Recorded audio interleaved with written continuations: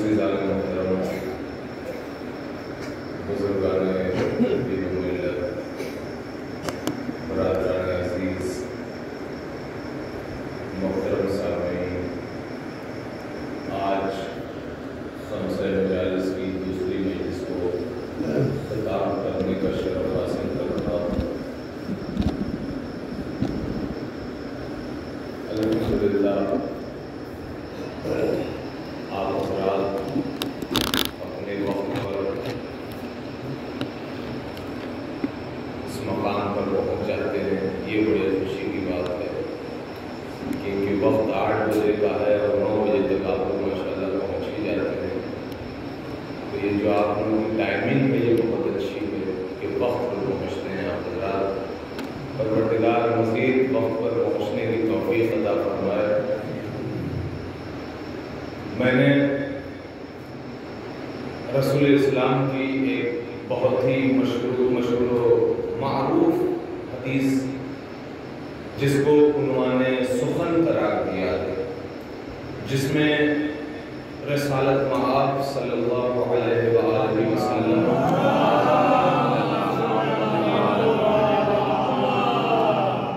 ارشاد فرما رہے ہیں، یا علی انت و شیعتک هم الفائزون، یا علی آپ اور آپ کے شیعہ کامیاب ہیں۔ اب یہاں پر جتنے بھی بیٹھے ہیں میں سب سے پہلے یہ سوال کروں کہ آپ سب شیعہ ہیں نا؟ شیعہ ہیں نا؟ تو اب یہ آج کی مجلس بہت غور سے سنیے گا۔ اگر اپنے آپ کو کہتے ہیں کہ ہم شیعہ ہیں تو آج کی مجلس بہت غور سے سنیں۔ صرف اور صرف شیعوں کو اہل بیت اطہار علیہ السلام نے اور پروردگار عالم نے اور پھر جناب سیدہ سلام اللہ علیہ نے شیعوں کے لیے کیا کچھ نہیں کہا۔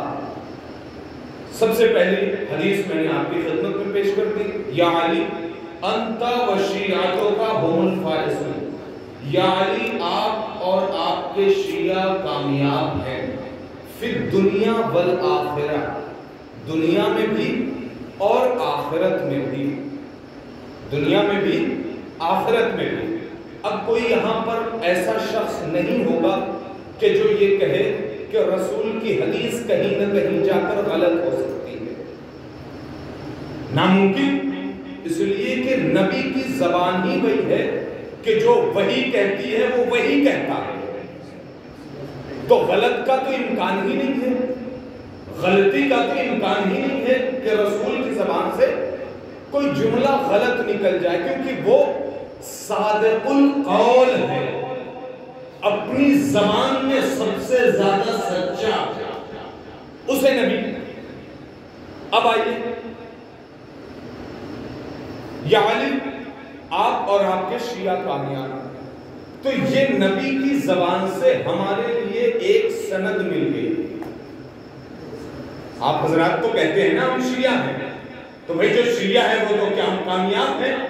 اب یہ نبی کی زبان سے ہمارے لیے ایک سند مل گئی کہ علی کامیاب ہے اور علی کے چاہنے والے کامیاب ہیں۔ لیکن کامیابی کیا ایسے ہی مل جاتی ہے بیٹھے بٹھائے؟ بیٹھے بٹھائے کامیابی کبھی کسی کو ملی ہے؟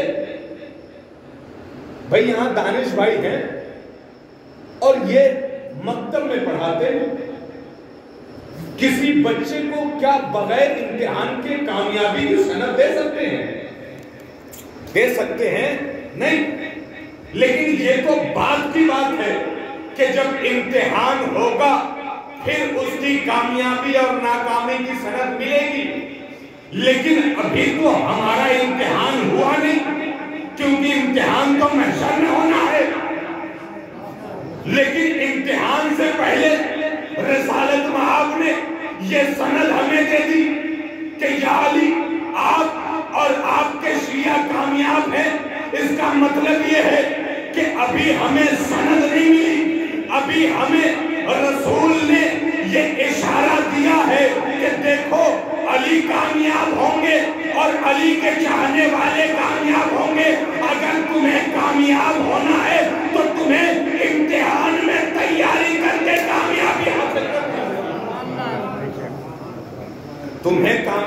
حاصل کرنی ہے تو اس کے لیے امتحان میں کامیاب ہونا پڑے گا۔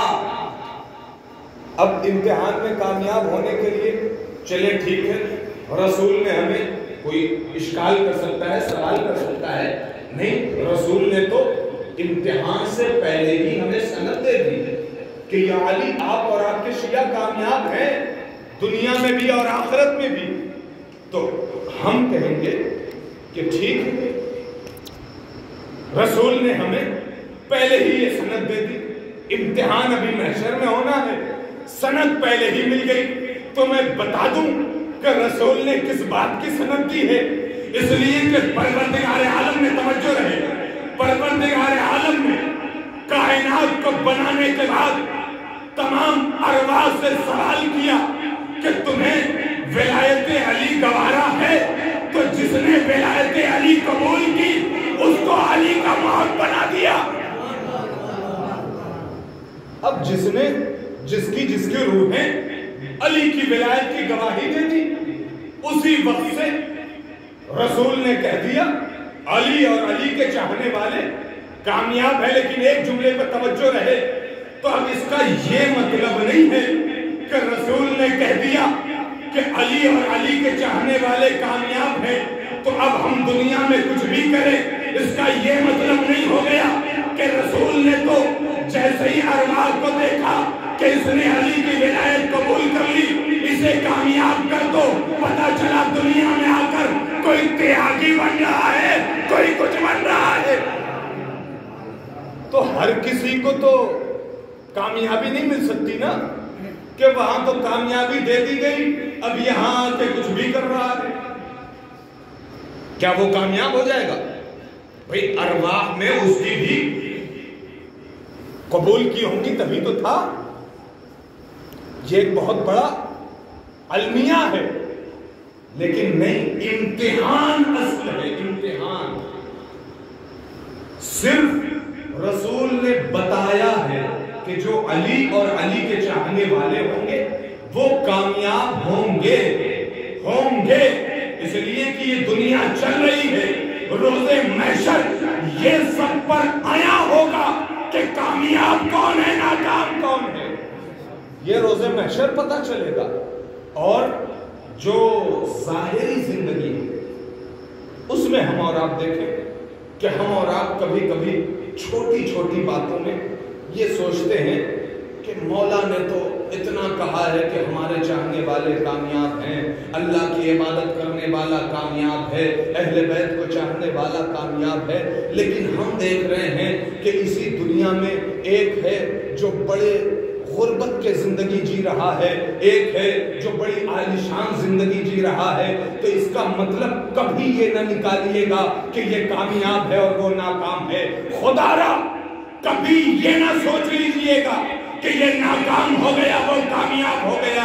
اگر ناکامی اور کامیابی کی کوئی جگہ اور کسوٹی ہے تو وہ صرف اور صرف محشر کا میدان ہے، وہ یہاں پتہ چلنے والا نہیں ہے۔ کیا پتا کہ جو کھیت میں ہل چلا رہا ہے وہ ہل نہیں چلا رہا ہے، عبادت کر رہا ہے۔ کیا پتا جو مسجد میں بیٹھ کر مصلے پہ تسبیح گن رہا ہے وہ تسبیح نہیں گن رہا ہے، ریاکاری کر رہا ہے۔ لہذا یہ جو کامیابی اور ناکامی وہ محشر میں پتہ چلے کہ کون ناکام ہے اور کون کامیاب ہے۔ اور بے شک میں نے جب یہ بات چھیڑی ہے تو میں بتا دوں کہ ہر علی کا چاہنے والا واقعی کامیابی ہے اس کے ذمے، اس کے قدموں کے نیچے، لیکن جناب امام محمد باقر علیہ السلام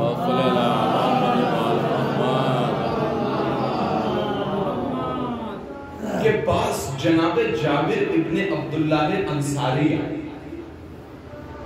جناب جابر ابن عبداللہ انصاری جو رسول کے صحابی سے لے کے 5ویں امام کے صحابی تھے، یعنی اتنی زندگی دیکھی، اتنی طویل عمر تھی، اور کتنے معزز ہوں گے، کتنے مبارک ہوں گے کہ جو رسول کے ساتھ بھی تھے اور دیگر ائمہ طاہرین علیہ السلام کی زندگی میں بھی تھے، اور پانچویں امام کے وقت میں پانچویں امام کی خدمت میں آئے، اور آنے کے بعد کہا مولا آپ کی جدہ جناب سیدہ کے کچھ فضائل سننا چاہتا ہوں۔ میں نے شیعوں کی بات کی ہے، آپ پوری توجہ رکھیں۔ امام محمد باقر علیہ السلام نے عرض کیا، اے جابر کیا تم میری جدہ کے فضائل سننا چاہتے ہو؟ جناب جابر نے کہا مولا میری خواہش تو یہی ہے کہ کچھ شہزادی کے فضائل سنیں، کمال کے فضائل۔ جناب جابر بن عبداللہ سے روایت کی گئی پانچویں امام سے، کہ امام نے گفتگو کا آغاز کیا اور کہا کہ اے جابر جب محشر کا ہنگام ہوگا اس وقت پروردگار عالم کہے گا شہزادی عالم محشر میں تشریف لائیے۔ جناب شہزادی تشریف لائیں گے، روایت کہتی ہے انداز کیا ہوگا، 1,00,000 فرشتے جناب سیدہ کی محمل کو اٹھائے ہوں گے، اور 1,00,000 فرشتے اس محمل کے چاروں طرف حصار کیے ہوں گے، اور اس فرشتوں کی جھرمٹ میں جناب سیدہ عالم محشر کے سامنے آئیں گے، اور جب محشر میں آئیں گے وارد ہوں گی پوری دنیا کے لوگ، پورے محشر کے لوگ جناب شہزادی کو دیکھیں گے، وہ مرتبہ، وہ منزلت، وہ مقام۔ اس کے بعد پروردگار عالم آواز دے گا یا بنت حبیبی، اے میرے حبیب کی بیٹی جنت میں داخل ہو جاؤ۔ توجہ رہے، جنت میں داخل ہو جاؤ۔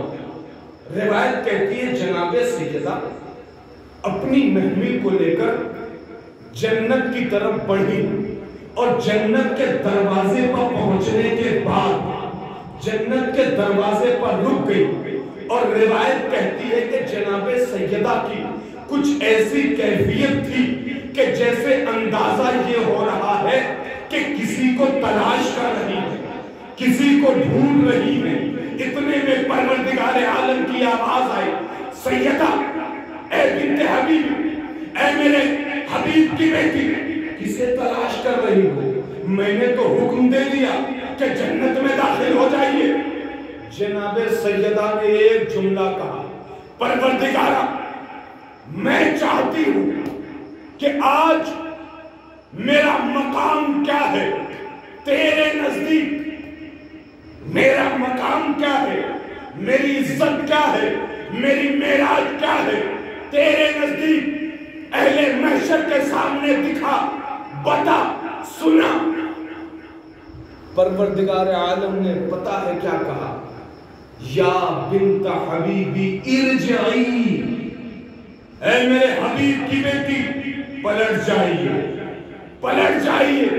جنت کے دروازے سے شہزادی پلٹی، اب جو محشر کی طرف دیکھا پروردگار عالم نے کہا، اے میری زہرا، اے میری فاطمہ، اے میری سیدہ، اے میری بطول، اس محشر کے میدان سے جسے چاہیے اسے بلائیے، اور بلانے کے بعد اپنے ساتھ اسے جنت میں داخل کر لیجئے۔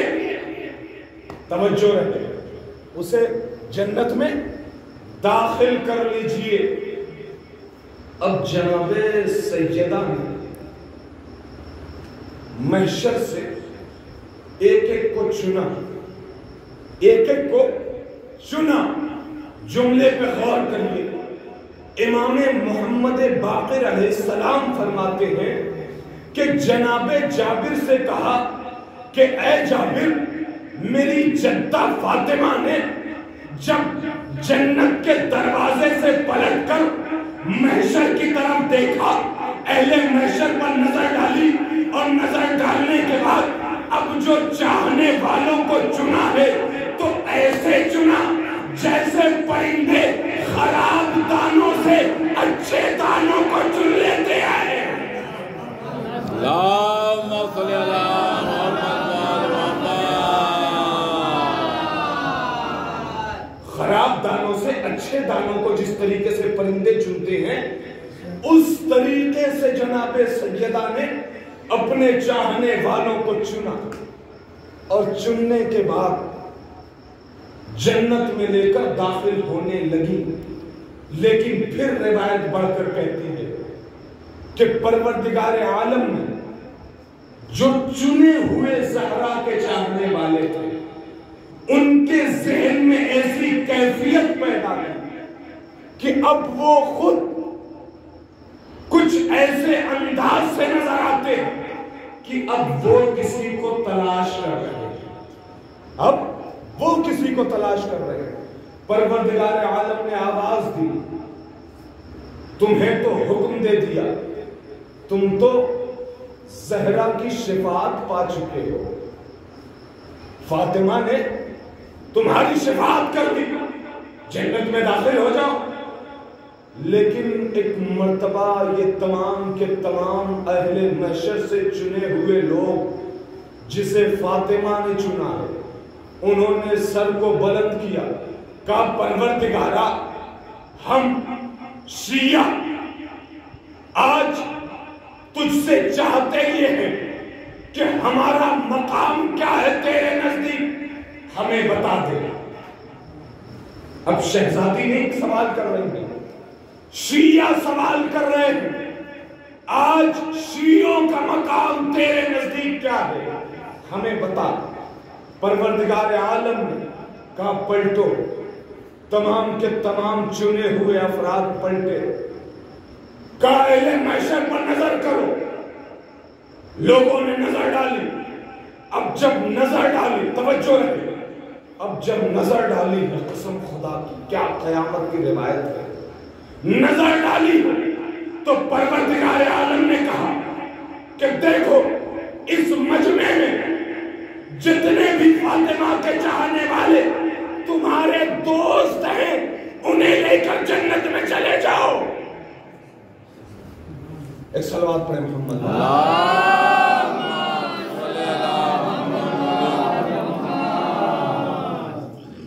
کیا کہا؟ جتنے بھی تمہارے دوست کس وجہ سے؟ فاطمہ کی وجہ سے، ان سب کو جنت میں داخل کرو۔ یہیں پر روایت خاموش نہیں کی، بلکہ روایت بڑھ کر کہتی ہے کہ جس نے بھی فاطمہ کے نام پر کسی کو کھانا کھلایا ہے، اسے جنت میں لے کر چلے جاؤ۔ پھر روایت کہتی ہے جس نے بھی فاطمہ کے نام پر کسی کو پانی پلایا ہے، اسے جنت میں لے کر چلے جاؤ۔ جس نے بھی فاطمہ کے نام پر کسی کو کپڑا دیا ہے، اسے جنت میں لے کر چلے جاؤ، اسے جنت میں لے کر چلے جاؤ۔ پھر بڑی عجیب بات لکھی تھی روایت میں سوچنے لگا کہ یہ ساری باتیں تو ٹھیک تھی، یہ بات اس جگہ پر کچھ سمجھ میں نہیں آتی، اس لیے کہ ایک موضوع ہوتا ہے، ایک ربط ہوتا ہے۔ عجیب بات کہ اور اسے بھی اس محشر کے میدان سے لے کر جنت میں چلے جاؤ کہ جو فاطمہ کی وجہ سے تمہاری نہ غیبت سنی نہ تمہیں غیبت کرنے دیا۔ اللہ اکبر، فاطمہ کی وجہ سے، لہذا یہ تمام کے تمام جتنے بھی فاطمہ کے نام سے دنیا میں جو کچھ بھی کریں گے، اگر واقعی طور پر اپنے عمل کے ساتھ وہاں تک پہنچے تو ضرور جنت ملے گی۔ علی کے چاہنے والوں کے لیے جنت، اس لیے کہ ہمارا تو مولا ہی قسیم النار والجنہ ہے۔ یا علی انت قسیم النار والجنہ، یا علی آپ جنت اور جہنم کو تقسیم کرنے والے. جب ہمارا مولا جنت اور جہنم کو تقسیم کرے گا تو پھر کوئی اپنے چاہنے والوں کو دوزخ کے آگ کے حوالے تو نہیں کر سکتا. بس شرط یہ ہے کہ چاہنے والا ہو، ایسا نہ ہو کہ یہاں تو محبت کا دم بھر رہا ہے اور کسی اور کے پاس جا کر برائیاں شروع کر دے. لہذا اسے کہتے ہیں منافقت، اور یہ منافقت کہیں بھی جائز نہیں ہے. یہ میں نے جملہ روایت کمپلیٹ کرنے کے لیے کہا. سارے فاطمہ کے نام پر کرنے والوں کو جنت میں لے جاؤ، داخل کر لو. اس کے بعد روایت کہتی ہے سب چلے جائیں گے جنت میں، 3 لوگ جنت میں نہیں جا سکتے. 3 لوگ. وہ کون ہے 3؟ پہلا، کافر کبھی جنت میں نہیں جا سکتا. روایت کے آخری ٹکڑے آپ کی خدمت میں پیش کرتا ہوں. 3 لوگ جنت میں نہیں جا سکتے. کافر کبھی جنت میں نہیں جا سکتا. کافر کسے کہتے ہیں؟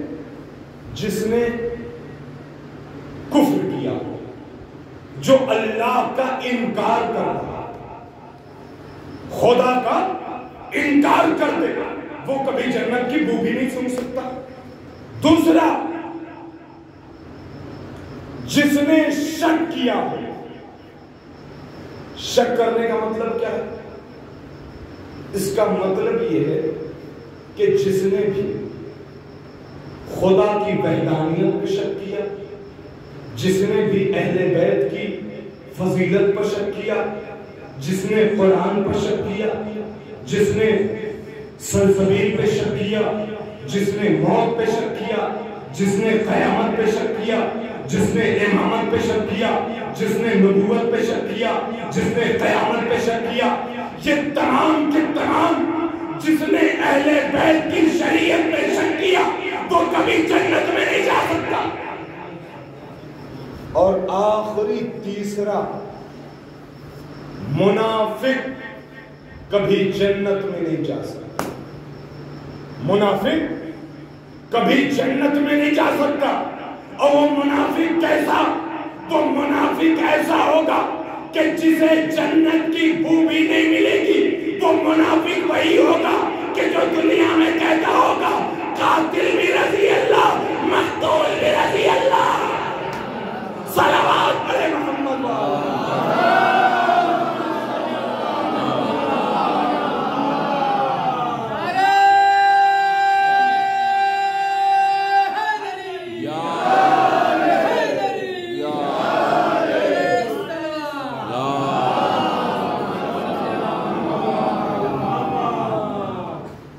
لہذا ہمیں 3 چیزوں سے کم از کم دور رہنا ہے. کم سے کم پہلا بتائیے کافر، دوسرا منافق، تیسرا شک. دیکھیے شک بہت بڑی چیز ہے. شک جو ہے نا، شک واقعا آپ تو نماز میں تھوڑی سی کہیں نہ کہیں شک ہو جائے تو نماز باطل ہو جاتی ہے. تو اگر وہاں شک کریں گے تو وہ کیسے بطلان کی منزل پہ نہ پہنچے گا. جب آپ کی دنیاوی چیزوں میں ذرا سا شک ہوتا ہے تو گئے کام سے. تو اگر جہاں امتحان آخر ہے اس کے بعد کوئی امتحان نہیں ہے، اگر وہاں پر شک کی منزل میں پہنچے تو پھر وہاں پر کفے افسوس ملتے ہوئے نظر آؤ گے اور کہتے ہوئے نظر آؤ گے اے کاش میرے لیڈران ایسے نہ ہوتے جن کی میں نے پیروی کی، کہ جو ہمیں زندگی بھر شک کی حالت میں رکھا. لہذا اللہ نے عقل جیسی نعمت عطا کی ہے. عقل بہت بڑی شے ہے، بہت بڑی چیز ہے. ہم عقل کے ذریعے اپنے آپ کو کامیاب کریں. یہ ساری چیزیں دروس، میسج اور بھی ساری جو ہمارے لیے بلندی کا سبب بنتی ہے، یہ سب عقل کے ذریعے ہم پرکھتے ہیں. لہذا ہمیں چاہیے کہ ہم اپنی عقل استعمال کریں ہر مقام پر. اور اہل بیت کے خدمت میں وہی کامیاب ہے جو عاقل ہے. وہی کامیاب ہے جو عاقل ہے. جو عقل نہیں لگاتا وہ کبھی کامیاب ہو ہی نہیں سکتا. بھائی جب تک آپ عقل سے کام نہیں لیں گے آپ کیسے کامیاب ہو سکتے؟ نہ دنیا میں کامیاب ہوں گے نہ آخرت میں کامیاب. لہذا چاہیے کہ ہم اپنی عقل کا استعمال کریں اور ہم دنیا میں اتنے بلند ہوں اپنی عقل کے ذریعے، ایجوکیشن کے ذریعے، اپنی تعلیم کے ذریعے، کہ ہم کسی جگہ پر پہنچیں تو سامنے والا دیکھ کر کہے کہ ہاں یہ ہے علی کا چاہنے والا، یہ ہے علی کا ماننے والا. اور پھر اہل بیت بھی جب ہم پر نظر ڈالیں تو کہیں کہ ہاں اللہ نے جو اس کے دماغ میں عقل رکھی ہے اسے استعمال کیا ہے، اسے استعمال کیا ہے. علی کا جملہ سنا دو بس یہیں سے آپ کی زحمت تمام. علی کا جملہ سن لو.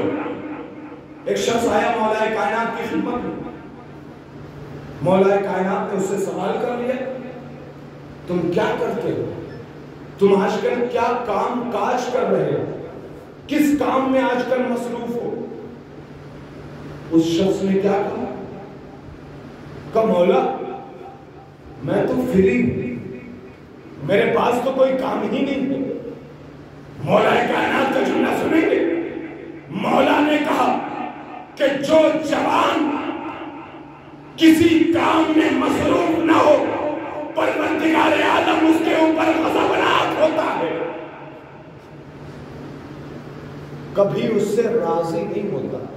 کہ ایک جوان ہو اور بے روزگار ہو. جوان اور بے روزگار، پھر اس کی جوانی پہ حیف ہے. جوانی کس بات کی؟ اگر جوان آدمی، جوان انسان صرف اپنے معاشرے میں، اپنے شہر میں، اپنی کنٹری میں صرف گھومتا پھرے، اس گلی سے اس گلی، اس نکڑ سے اس نکڑ، اس چوراہے سے اس چوراہے، اس شہر سے اس شہر، تو بھائی اس کی زندگی کا فائدہ کیا ہے؟ زندگی تو جانور بھی جیتے ہیں. پھر وہ جانور سے زیادہ زندگی اس کی نہیں. بھائی عقل کس بات کی دی ہے اللہ نے؟ کیوں دی ہے عقل اللہ نے؟ جانور کو نہیں دی، وہ گھومتا رہتا ہے. جانور کو عقل نہیں دی ہے اللہ نے، وہ گھومتا رہتا ہے، اس سے حساب بھی نہیں لیا جائے گا، اس کا بھی امتحان نہیں ہوگا. لیکن جسے عقل دی گئی ہے اس کا امتحان اللہ لے گا کہ میں نے تمہیں پیدا کیا، دنیا میں ماں باپ دیے، دنیا میں دولت اور پیسے دیے، دنیا میں تمہیں ساری آسائشیں دی، اور اس کے بعد تم میرے پاس آئے ہو تو کورے کے کورے چلے آئے. یہ ساری دنیا ہمارے لیے بنائی گئی. اگر میں یہ کہوں کہ میرے لیے تو یہ بھی غلط نہیں ہوگا. ہر آدمی کہے کہ میرے لیے تو یہ غلط نہیں ہے. دنیا کس کے لیے بنی ہے؟ میرے لیے. دنیا کس کے لیے بنی ہے؟ آپ کے لیے. تو پھر جب آپ کے لیے بنی ہے تو کیا صرف گھومنے کے لیے بنی ہے؟ صرف ٹہلنے کے لیے بنی ہے؟ نہیں. جملے پہ توجہ رکھیے. اللہ نے دنیا میں اتنے نظارے رکھے کہ تم دنیا کو دیکھتے رہو اور میرا جتنا بھی ہو سکے شکر ادا کرتے چلے جاؤ. اس لیے کہ ہر شے میں کہیں نہ کہیں مجھے پاؤ گے، میری نشانی کو پاؤ گے. لہذا عزیزان محترم ہمیں چاہیے کہ ہم حقیقی شیعہ بنیں. اہل بیت کی خدمت میں اگر چھوٹی سے چھوٹی بھی محنت کر دی، زحمت کر دی، کام کر دیا تو وہ بھی کبھی کبھی بہت بڑی ہو جاتی ہے. شرط یہ ہے کہ خلوص کے ساتھ ہو، خلوص کے ساتھ ہو. اب اس میں جتنی چھوٹی ہو سکتی ہے مثال لے لیجیے. ابھی اس مائک کو خراب تو نہیں تھا لیکن ڈبل کرنے کے لیے بڑی کوشش کی. اس کوشش کا بھی بڑا ثواب. کیوں؟ یہ مختصر سی کوشش جسے بیٹھے ہوئے لوگ سوچ رہے ہیں کیا کب سے کر رہے ہیں, ہو نہیں پا رہا ہے, ارے چھوڑ دیتے, رہنے دیتے, ایک ہی مائک میں ہو جاتی. نہیں, کوشش کرنے والا جانتا ہے کہ جو دوسرا لگے گا اس سے باہر آواز جائے گی, باہر آواز جائے گی. اگر علی کی فضیلت میں, اگر اللہ کی وحدانیت کا ایک جملہ بھی باہر کسی کے کان میں چلا گیا تو بنانے والے کی خدمت میں ثواب ہی ثواب لکھا جائے گا. تو یہ ایک راستہ دیا نا میں نے, لہذا ہمیں سوچنا نہیں ہے کہاں سے ہمیں قبولیت کی سند مل جائے. کسی کام کو اہل بیت کی خدمت میں چھوٹا نہیں سمجھنا. ہم اگر کسی کو بسم اللہ الرحمن الرحیم پڑھاتے ہیں, ہم کتنا حقیر سمجھتے ہیں. جو مکتب میں پڑھا رہا ہو یہ سچائی ہے. اچھا مکتب میں پڑھا رہا ہے, وہ اچھا اسکول میں پڑھا رہا ہے, اچھا وہ کالج میں پڑھا رہا ہے, اچھا وہ یونیورسٹی میں پڑھا رہا ہے, تو وہ گریڈ چینج ہوتا رہتا ہے. بے شک ہے, دنیاوی اعتبار سے, دینی اعتبار سے دونوں ہے, لیکن واقعی جو مرتبہ ایک مکتب کے پڑھانے والے بچوں کا ہے کبھی یونیورسٹی میں پڑھانے والے استاد کا نہیں ہو سکتا, کیونکہ یونیورسٹی میں جو پڑھاتا ہے وہ بسم اللہ نہیں پڑھاتا, اور جو بسم اللہ پڑھاتے اس کا بھی, اس کے والدین کا بھی مولا وعدہ کر چکے ہیں کہ ہم شفاعت کروائیں گے. آپ نے سنا ہوگا باقاعدہ واقعہ, رسول اسلام جا رہے ہیں اور قبر پڑی راستے میں, قبر پر عذاب آ رہا تھا. رسول نے کہا اپنے صحابیوں سے کہ جلدی جلدی گزر جاؤ. صحابی چلے گئے, حکم مانا. اب جب ادھر سے واپس آئے تو اب نبی کہہ رہے ہیں اسی قبر کے پاس کہ اب یہاں پر آرام آرام سے چلو. اب ظاہر سی بات ہے سوال تو بنتا ہے, ابھی جا رہے ہیں تو کہہ رہے ہیں جلدی نکلو, واپس آ رہے ہیں تو کہہ رہے ہیں آرام سے چلو. سوال کرنے والوں نے سوال کر لیا, یا رسول اللہ کیا وجہ ہے؟ رسول نے کہا کہ جب ہم جا رہے تھے تو اس قبر پہ عذاب نازل ہوا, اور جب ہم واپس آئے ہیں تو اس قبر پہ اللہ کی رحمت نازل ہو رہی ہے. کیوں؟ اس لیے کہ جب ہم جا رہے تھے تو اس پر عذاب نازل ہوا تھا, لیکن اب جب ہم آ رہے ہیں تو اسی وقفے میں, اسی ٹائمنگ میں, اس قبر میں جو انسان ہے اس نے جب دنیا سے رخصت لی تو اس نے دنیا میں بچہ چھوڑا تھا, اور اس بچے نے جب تھوڑے سے بڑے ہونے کے بعد اس کی ماں نے اسے مکتب بھیجا, اسے پڑھنے کے لیے بھیجا, تو جیسے ہی پہنچا اس کے استاد نے کہا پڑھو بسم اللہ الرحمن الرحیم. جیسے ہی بسم اللہ کہا اس کے والد کی قبر پر عذاب ختم ہو گیا. اللہم صلی اللہ محمد.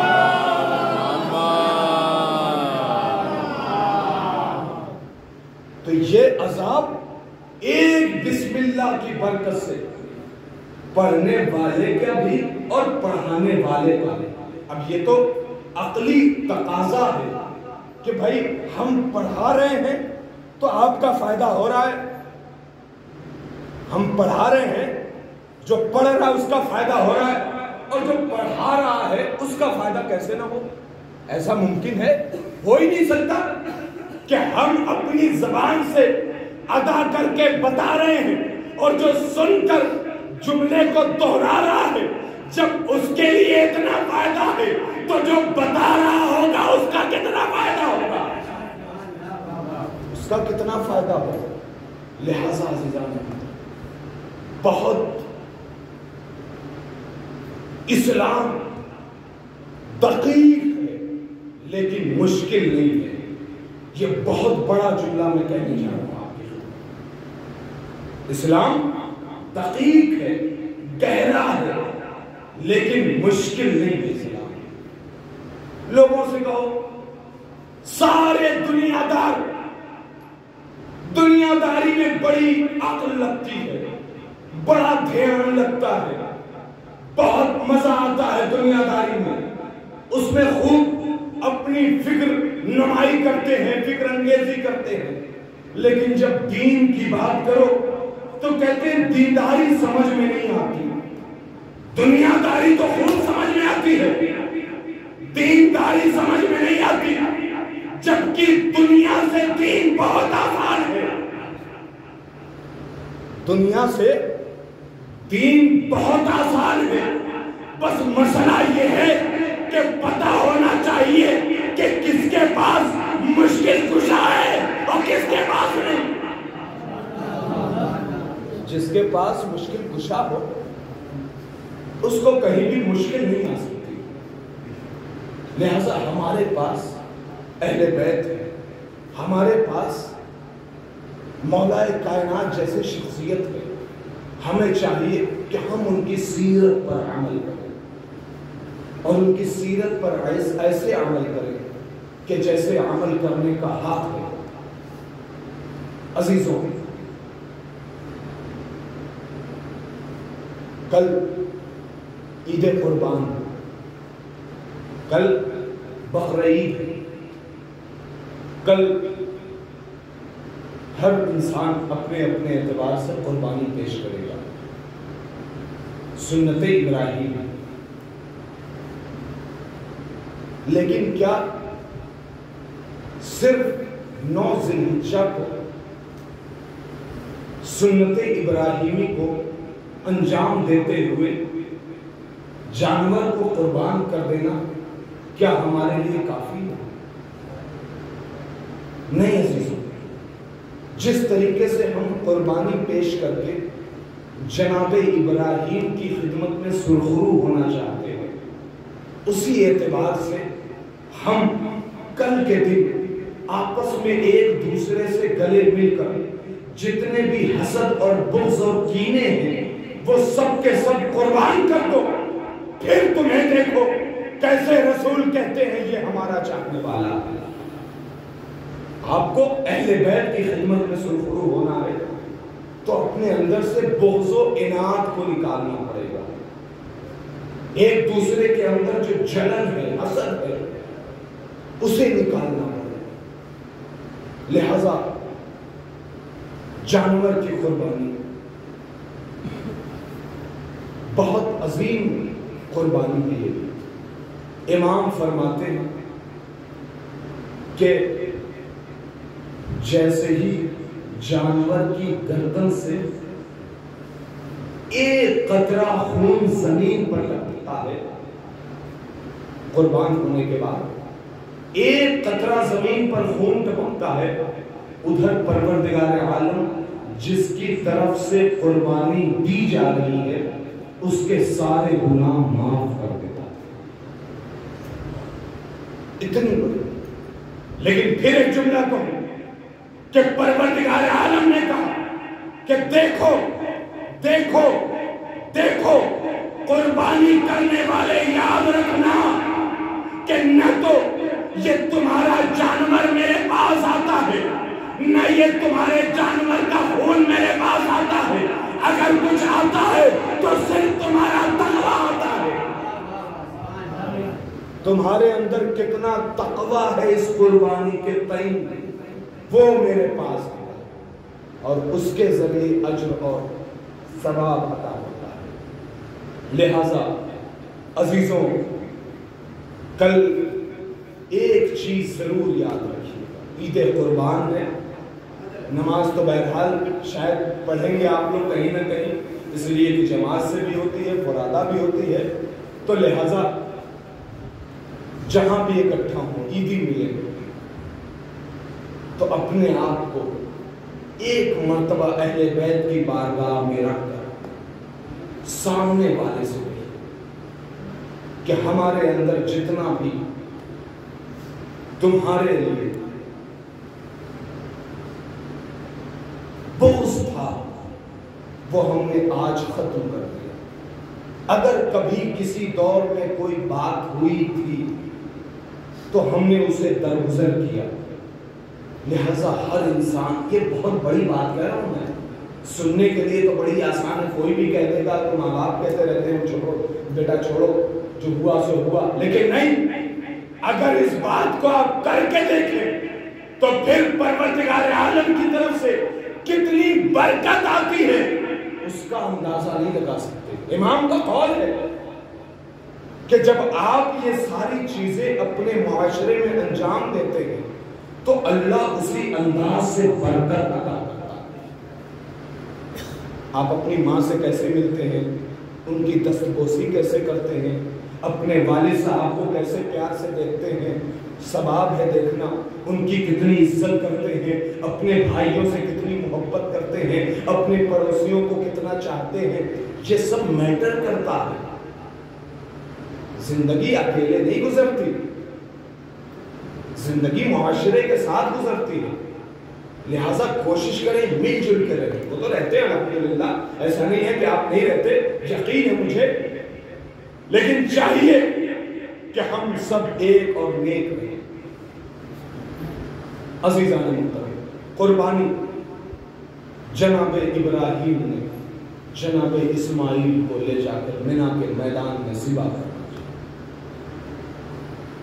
خواب کی تعبیر کرنی چاہیے، لیکن اللہ نے کہا دیکھو خواب تم نے دیکھا ہے تعبیر کربلا میں ہوگی، خواب تم نے دیکھا ہے تعبیر کربلا میں دکھائی جائے گی، اور یہی خواب کی تعبیر تھی جسے امام حسین علیہ السلام نے کربلا کے میدان میں انجام دیا۔ یہ ہے تعبیر خواب۔ امام حسین مکے کو چھوڑ رہے ہیں، ہم اور آپ سن لیتے ہیں بات ختم، مکے کو چھوڑ دیا، عمرے میں حج کو تبدیل کر دیا اور کربلا چلے گئے۔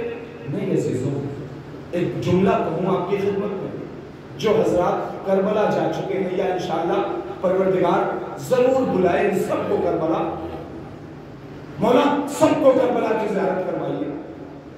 جو لوگ کربلا جاتے ہیں نا، ہم نے دیکھا جب کربلا سے 8 دن 7 دن 10 دن کے بعد واپس ہوتے ہیں تو پتہ ہے کیا ہوتا ہے؟ ایسے مڑ مڑ کے دیکھتے ہیں، چلتے رہتے ہیں، ایسے مڑ مڑ کے دیکھتے رہتے ہیں روضے کی طرف۔ کیوں؟ اس لیے کہ ان کا دل نہیں چاہتا کہ مولا کی بارگاہ چھوڑوں، اور کیسے چھوڑوں؟ اس لیے کہ مولا کی محبت ہے، اتنی محنت سے مولا کا دیدار ہوا تھا۔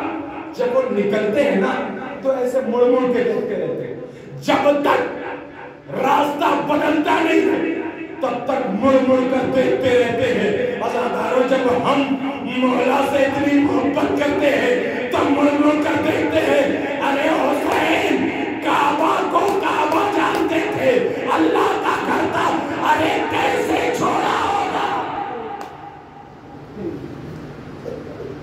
جو حج کو عمرے میں تبدیل کیا ہے، کعبے کو چھوڑنا کوئی آسان بات نہیں تھی عزاداروں، کعبے کو چھوڑنا آسان بات تھی نہیں، حج تھا، حج کو چھوڑا، خانہ کعبہ کو چھوڑا۔ یہ خانہ کعبہ کو چھوڑنا اللہ اکبر بڑا دشوار مرحلہ تھا، لیکن نہیں عزیزوں، کسی نے پوچھا مولا کیوں جا رہے ہیں؟ تو امام حسین نے کہا میں دین محمد کے لیے جا رہا ہوں، دین خدا کے لیے حج کو عمرے میں تبدیل کر رہا ہوں۔ اس کا مطلب یہ ہے کہ چاہے دین کہیں بھی ہو، وہاں پر اگر اہل بیت ہوں گے تو دین وہی ہوگا۔ حسین نے خانہ کعبہ کو ترک کیا اور چھوڑ کر کربلا کی طرف روانہ ہوئے۔ عزاداروں 2 محرم کو کربلا پہنچے، اور جب 2 محرم کو کربلا پہنچے ہیں تو امام حسین نے جیسے ہی کربلا کی زمین پر قدم رکھا، ایک مرتبہ خوشبو آئی، حسین نے ایک مرتبہ ایک مشت زمین سے خاک اٹھائی اور سونگا، سونگنے کے بعد کہا علی اکبر، اے عباس، مجھے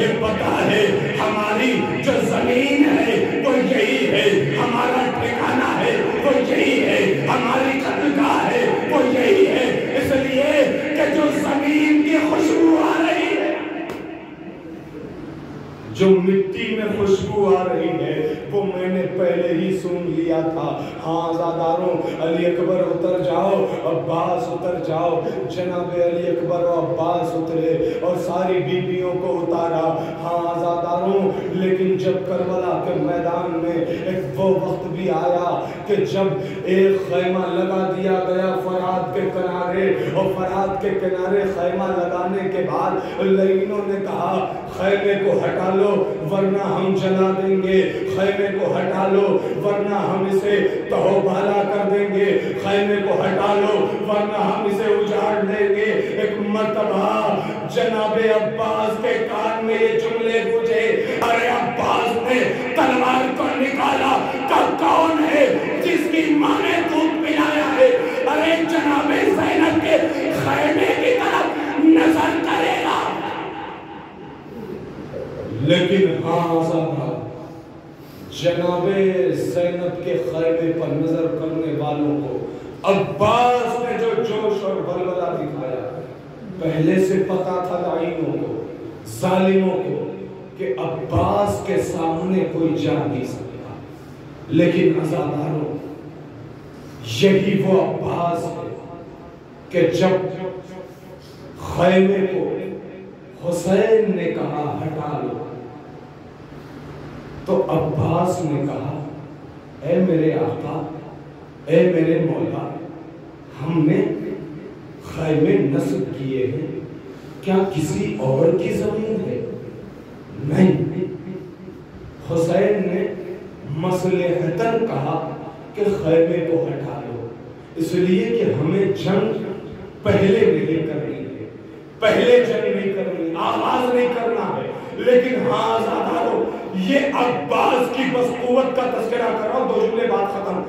عباس کی قوت دیکھو، عباس کے بازو میں طاقت تھی، لہذا ایک لکیر کربلا کی زمین پر تلوار کی نوک سے کھینچ کر کہا اگر کسی میں دم ہے تو یہ لکیر پار کر کے دکھاؤ. کسی کی مجال تھی کہ لکیر پار کر دے؟ نہیں. کسی کی ماں نے دودھ نہیں پلایا تھا کہ جو عباس کا مقابلہ کرے، لکیر کو پار کر سکے.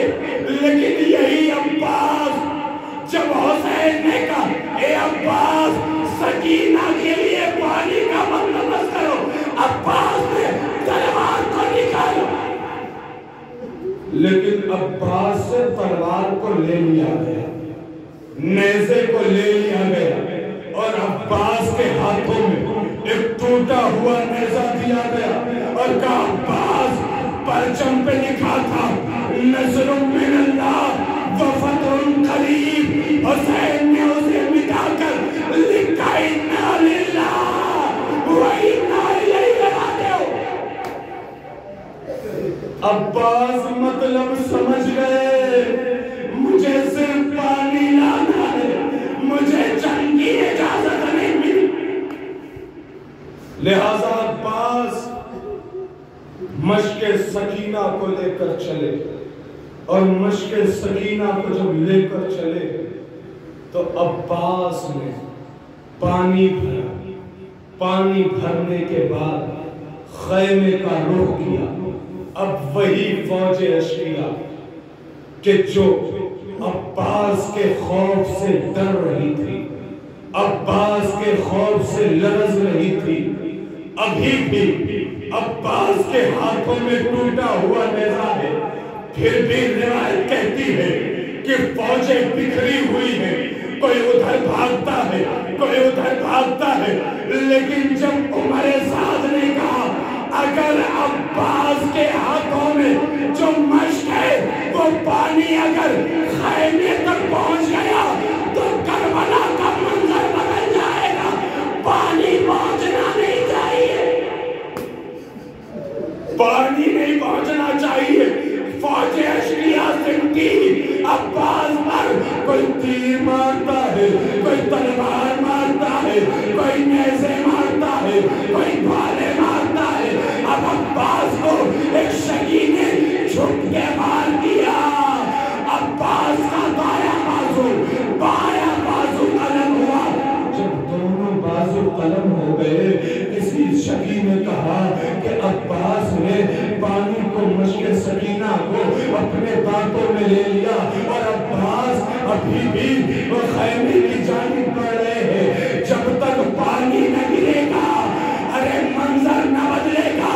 ایک شکی نے تیر کو اپنی چلے کمان میں جوڑا. اب جو پھینکا ہے تیر کو، ارے سنسناتا ہوا تیر چلا. ارے مشق سکینہ میں لگا، مشق میں لگنا تھا، پورا پانی گرا. عباس کی آواز ٹوٹی، عباس نے کہا اے میری چہتی بھتیجی مجھے معاف کرنا، میں تمہاری پیاس کو نہ بجھا سکا. انا للہ و انا الیہ راجعون. رزم بالقضاء و تسلیم